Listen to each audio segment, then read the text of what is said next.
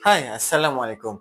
Hari ni saya nak sharing sikit apa itu emas. Boleh save video ni untuk rujukan akan datang.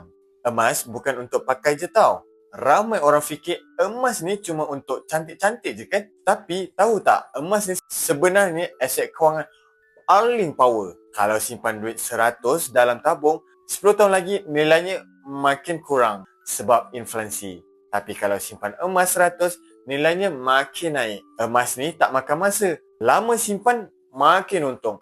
Lagipun, bila ekonomi goncang, emas orang yang cari dulu. Yang kedua, simpan duit atau simpan emas, mana yang lebih bijak? Harga emas naik secara konsisten, tapi duit nilai makin susut. Jadi nak simpan apa? Duit yang susut atau emas yang naik? 3 sebab kenapa orang bijak simpan emas. Orang bijak kewangan selalu ada emas sebab apa? 3 sebab simple sahaja.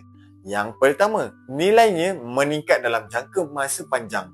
Lagi lama simpan, lagi untung. Yang kedua, boleh jadi pelindung dari inflasi. Harga barang naik, emas pun naik. Mudah dicairkan. Perlukan duit, jual je emas. Settle kan? Atau boleh pajak di Arahnu.